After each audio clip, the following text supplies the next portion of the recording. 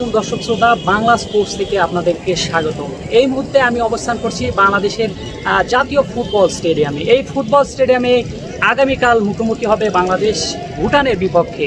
আর এই ভুটানের বিপক্ষে ম্যাচ দিয়ে কিন্তু হচ্ছে বাংলাদেশের বিপক্ষে বাংলাদেশের মাটিতে খেলবে হামজা চৌধুরী, ফাহমিদুল হকরা। সব কিছু ঠিকঠাক থাকলে বাফুফে কিন্তু হচ্ছে ইতিমধ্যে বাংলাদেশের জাতীয় এই ফুটবল স্টেডিয়ামের সকল যে কাজ রয়েছে, প্রাথমিক যে কাজ রয়েছে, একটা ফুটবল ম্যাচ অনুষ্ঠিত হওয়ার আগে যে প্রিপারেশন রয়েছে সেই প্রিপারেশন কিন্তু ইতিমধ্যে শেষ করেছে।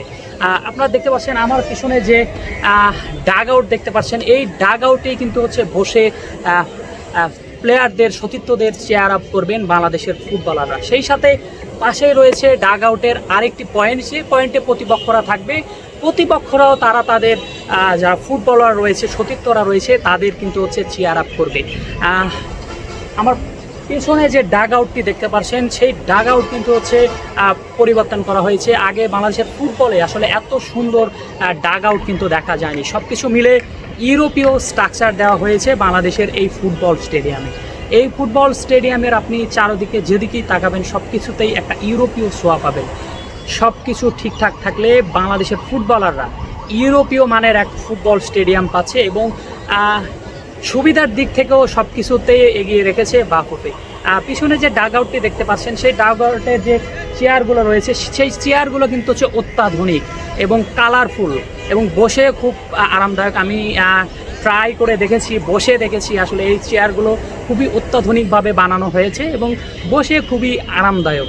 সেই সাথে উপরে অত্যাধুনিক কাচের শেড বসানো হয়েছে। সেই শেড থেকে আসলে অতিরিক্ত যে রোদ রয়েছে, সেই রোদ এবং বৃষ্টি থেকে কিছুটা আসলে রেহাই পাবে।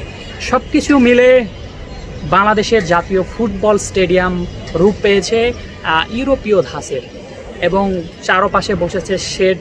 সেই সাথে শেডের সাইড দিয়ে কিন্তু হচ্ছে ছোটো ছোটো লাইট বসানো হয়েছে। চারপাশে কিন্তু হচ্ছে 4টা লাইট রয়েছে, ফ্লাড লাইট রয়েছে। তবে ফ্লাড লাইট যদি কোনো প্রবলেম করে বা আলোক স্বল্পতা হয়, সেই ক্ষেত্রে প্রতিটা শেডের সাথে ছোট ছোট করে কয়েক শত আসলে এই ছোট ছোট লাইট বসানো হয়েছে। সেই লাইটগুলো কিন্তু হচ্ছে বাংলাদেশ ম্যাচে, দিবারাত্রি যে ম্যাচগুলো রয়েছে সেই ম্যাচে কিন্তু হচ্ছে আলোক স্বল্পতা দেখা যাবে না। সব কিছু ঠিকঠাক থাকলে দারুণ এক মাঠ পাচ্ছে বাংলাদেশের ফুটবলাররা। আর এই ফুটবল স্টেডিয়ামেই গতির ঝড় তুলবে হামজা চৌধুরী, শামিদ সোম, ফাহমিদুলরা।